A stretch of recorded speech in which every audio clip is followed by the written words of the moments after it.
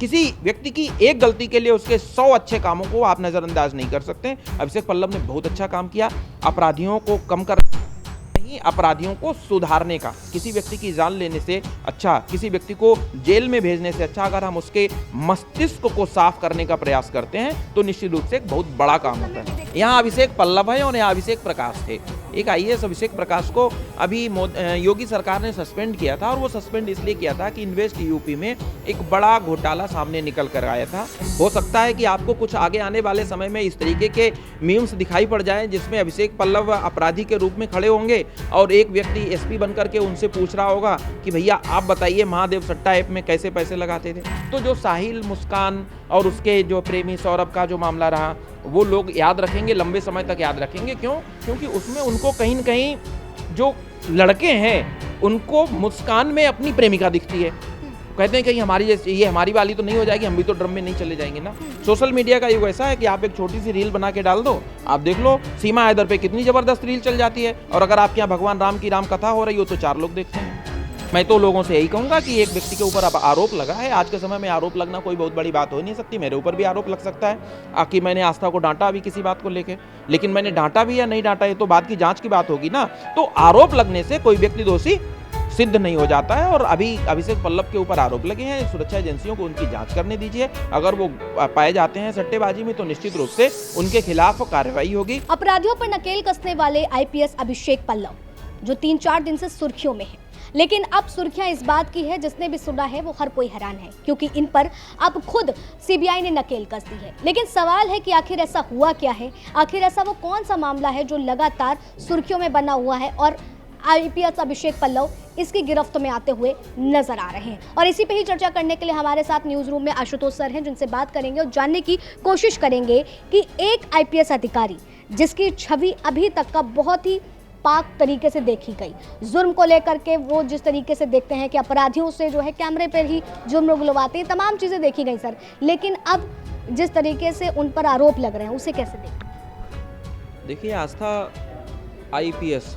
Indian police service, जब एक युवा अपने कॉलेज की पढ़ाई पूरी करके जाता है, सामाजिक जीवन में जाता है और जीवन में कुछ करना चाहता है तो उसका एक सपना होता है, और वो सपना क्या होता है कि वो भारतीय प्रशासनिक सेवा में जाए, आईएएस बने या फिर आईपीएस बने।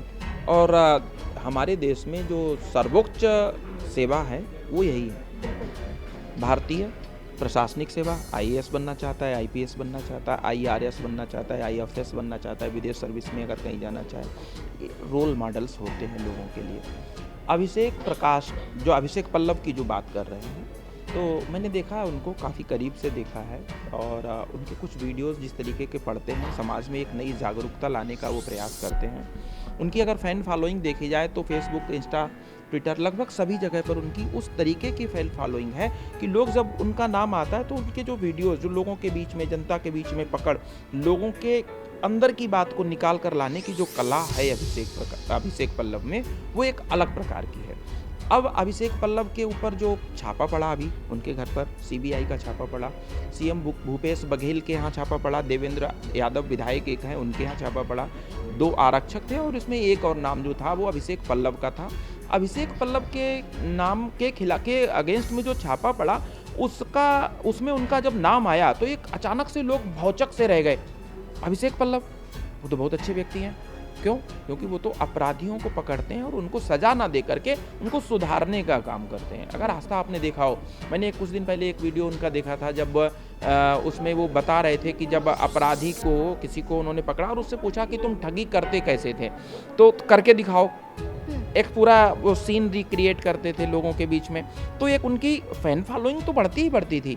जब वो देखते थे उस तरीके से तो उनका जो वीडियो जाता था कैमरे के सामने, अपराधी से अपराध को कबूल करवाने की कला जब उनकी सामने निकल करके आती थी तो निश्चित रूप से लोग जागरूक भी होते थे कि अब हम दोबारा इसे नहीं करेंगे। ट्रैफिक पर भी उन्होंने बहुत काम किया, ट्रैफिक को लेकर के भी लोगों में जागरूकता फैलाई। एक बार एक मामला हो, आपको पता होगा, हम लोग झिझकते हैं उन शब्दों को बोलने के लिए। एक मसाज पार्लर में गए वो, और वहाँ अपराधियों को पकड़ करके जब बुलाए, उन आरोपियों को बस में बैठ करके ही उन्होंने उनसे पूछा कि कैसे जाते थे वहाँ, क्यों जाते थे, तो उन्होंने कुछ चीज़ों को लेकर के कहा भी वहाँ क्या गुब्बारा फुलाने के लिए जाते थे क्या। तो मेरा कहने का मतलब है कि वो लोगों के बीच में जाकर उनकी अटेंशन को पाने की कला रखते थे। लेकिन जब किसी भी अधिकारी का, किसी भी व्यक्ति का जीवन जब जुड़ जाता है सार्वजनिक सेवा से, चाहे वो राजनीति के रूप में हो या फिर आप सरकार की सेवा करते हैं, जनता के सेवक बन करके जाते हैं नौकरी में, तो फिर वो जीवन आपका नहीं रह जाता है। आपको एक एक कदम फूंक करके चलना पड़ता है। अगर आपकी, कहते हैं जो बदनाम वही होता है जिसका नाम होता है, तो अगर आपका नाम है तो फिर आप बदनाम भी बहुत जल्दी से हो जाएंगे।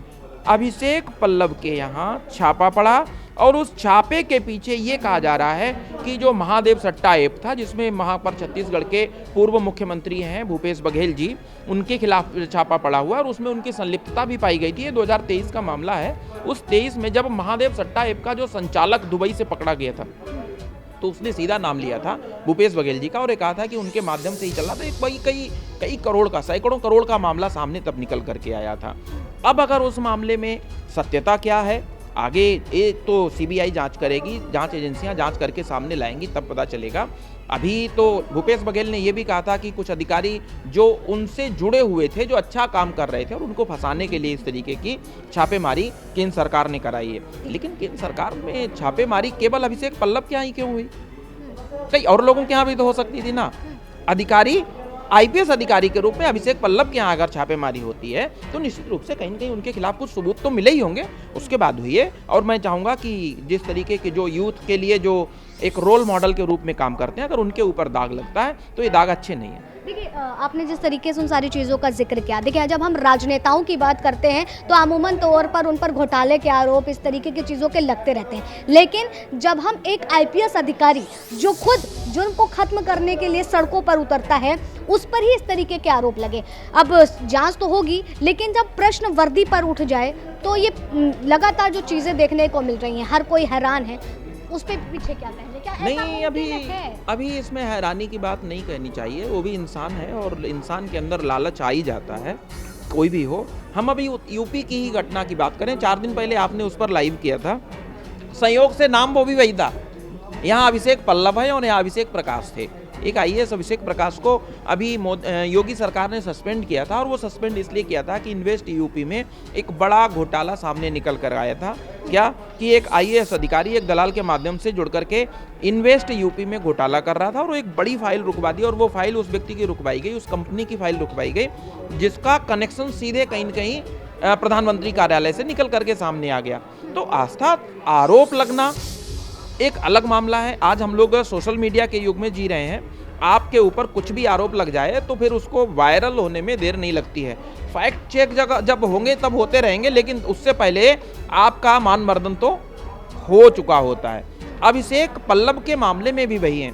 उनकी फैन फॉलोइंग मिलियंस में है।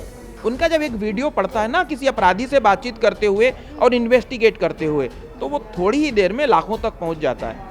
तो अभिषेक पल्लव की वाहवाही का वीडियो लाखों तक पहुंचेगा, और अगर अभिषेक पल्लव के खिलाफ सीबीआई की रेड पड़ती है तो वो करोड़ों में पहुंचते हुए देर नहीं लगेगी। लेकिन इन सबके बीच में एक बहुत ही ज़्यादा, देखिए सोशल मीडिया पे एक खबर वायरल है, और अब इसके मीम भी बनते हुए नजर आ रहे हैं कि अब लोग इस बात को भी कह रहे हैं कि जिस अदाकारी से ये अपराधियों से जुर्म कबूल करवाते थे, आज वो बड़े खुश होंगे कि लो भाई ये भी आ गए उसी घेरे में। तो ये तो निश्चित रूप से क्रिया और प्रतिक्रिया तो होती ही है।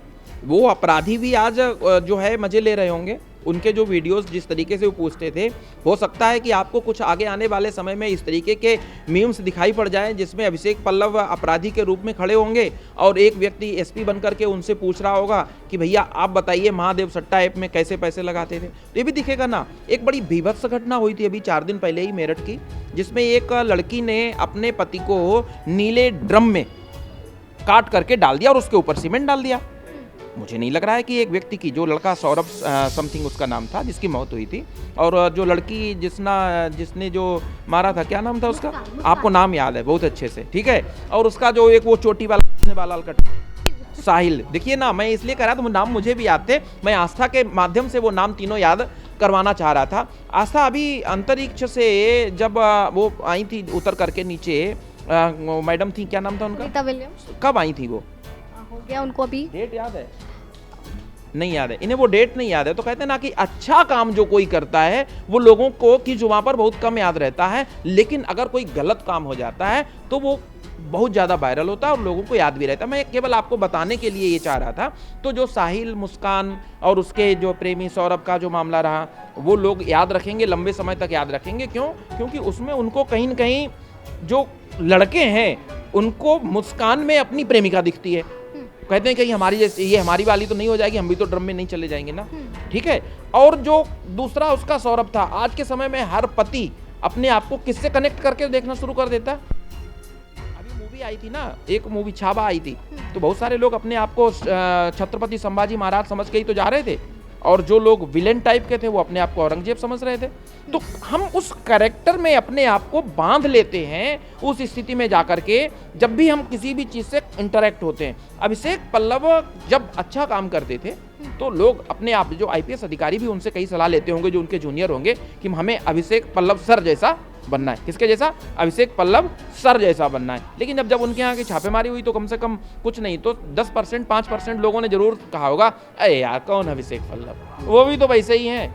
रील और रियल लाइफ में उनके में भी कोई अंतर? सवाल ये भी उठ जाएगा ना कि अब किस वर्दी पर भरोसा किया जाए। अगर देखिए जांच में जो भी कुछ निकलता है, अगर आरोपी पाए जाते हैं तो भाई जनता तो यही कहेगी। कैसी बात कह रही हैं आप? कैसे कहेगी जनता? एक आदमी अगर गलत हो गया तो क्या पूरी वर्दी के ऊपर सवाल उठा देंगी? हमारे देश में पुलिसकर्मी, जब आप होली का त्योहार मना रही थी तो आप घर गई थी? छुट्टी मिली थी? पुलिसकर्मी को तो नहीं मिली थी। आपने पूछा क्यों नहीं मिली? पुलिसकर्मी चौराहे पर खड़े होकर के आपकी सुरक्षा कर रहा था। जिस दिन हमारे यहाँ से पुलिस हट जाएगी, जिस दिन पुलिस से भरोसा उठ जाएगा, ठीक है, उस दिन आतंकवादी आपको घर में घुस करके मारेंगे, अपराधी। और जिस दिन सेना पर से भरोसा उठ जाएगा, जिस दिन सैनिक अपनी जिम्मेदारी को पूरी गंभीरता के साथ नहीं करेंगे, उस दिन सीधे पाकिस्तान से, अफगानिस्तान से, बांग्लादेश से आतंकवादी सीधे आपके घर में आ जाएंगे। तो ये चीज़ तो नहीं, ये चीज़ तो बहुत गलत आपने कही है कि पुलिस से भरोसा उठ जाएगा। किसी एक व्यक्ति के गलत करने से व्यवस्था पर से कभी भरोसा नहीं उठेगा। चीज़ें सोशल मीडिया पर वायरल हैं। मैंने उस तर्ज पर आपसे ये प्रश्न किया कि क्या वाकई इस तरीके की जो चीज़ें फैलती हुई नजर आ रही हैं, क्या इस पर प्रश्न नहीं उठा? मैं तो लोगों से यही कहूँगा कि एक व्यक्ति के ऊपर अब आरोप लगा है, आज के समय में आरोप लगना कोई बहुत बड़ी बात हो नहीं सकती। मेरे ऊपर भी आरोप लग सकता है कि मैंने आस्था को डांटा अभी किसी बात को लेके, लेकिन मैंने डांटा भी या नहीं डांटा ये तो बात की जांच की बात होगी ना। तो आरोप लगने से कोई व्यक्ति दोषी सिद्ध नहीं हो जाता है। और अभी अभिषेक पल्लव के ऊपर आरोप लगे हैं, सुरक्षा एजेंसियों को उनकी जांच करने दीजिए। अगर वो पाए जाते हैं सट्टेबाजी में तो निश्चित रूप से उनके खिलाफ कार्रवाई होगी, अनुशासनात्मक कार्रवाई भी होगी, उनकी विभागीय कार्रवाई होगी। बाकी जो सुरक्षा एजेंसियां हैं वो कार्रवाई करेंगी, कोर्ट में जाएंगे, जब वहां से निर्णय आएगा तब तक देखा जाएगा। फिलहाल तो मैं यही कहूँगा कि अभिषेक पल्लव का एक हिस्सा वो जरूर हो सकता है कि उन्होंने गलत किया, अगर महादेव सट्टा ऐप से जुड़े हुए, लेकिन किसी व्यक्ति की एक गलती के लिए उसके 100 अच्छे कामों को आप नजरअंदाज नहीं कर सकते। अभिषेक पल्लव ने बहुत अच्छा काम किया, अपराधियों को कम कर नहीं, अपराधियों को सुधारने का। किसी व्यक्ति की जान लेने से अच्छा, किसी व्यक्ति को जेल में भेजने से अच्छा अगर हम उसके मस्तिष्क को साफ करने का प्रयास करते हैं तो निश्चित रूप से एक बहुत बड़ा काम होता है। देखा गया था कि अभिषेक पल्लव का जो काम है वो सरकारें बदली, उसके बाद भी वो अपने प्रति जिस तरीके से वो काम करते हुए नजर आया, निष्ठापूर्वक अपने कर्तव्य को पहले रखा, तो ये चीज़ें भी जो है काफ़ी ज़्यादा ट्रेंड हो रही है। क्यों नहीं ट्रेंड होंगी? अगर कोई अच्छा काम करेगा तो उसका काम वो दिखेगा ना। और आज के समय में तो कुछ छिपता ही नहीं है। सोशल मीडिया का युग ऐसा है कि आप एक छोटी सी रील बना के डाल दो, आप देख लो सीमा हैदर पे कितनी जबरदस्त रील चल जाती है, और अगर आपके यहाँ भगवान राम की राम कथा हो रही हो तो 4 लोग देखते हैं, है ना। तो आदमी का ट्रेंड हो गया ना, बदल गया ना दिमाग, आदमी क्या देखना पसंद करता है। और अभिषेक पल्लव अच्छा काम कर रहा था, लोग उसको देख रहे थे। ठीक है, तो आपने सुना कि अभिषेक पल्लव को लेकर के जो चर्चाएं गरमाई हुई हैं सोशल मीडिया पर, जिस तरीके से सोशल मीडिया का पूरा ट्रैफिक जाम कर रही हैं, क्या चीज़ें जो है ट्रेंड कर रही हैं, क्या मस्तिष्क का खेल है, वो तमाम चीज़ें। लेकिन आपको क्या लगता है, हालांकि सीबीआई के जांच के बाद ही चीज़ें साफ होंगी, और आपको क्या लगता है कमेंट सेक्शन में ज़रूर बताइएगा। फिलहाल तब तक के लिए बने रहे लीजिंग भारत टीवी पर वीडियो जर्नलिस्ट अनिकेत के साथ आस्था तिवारी।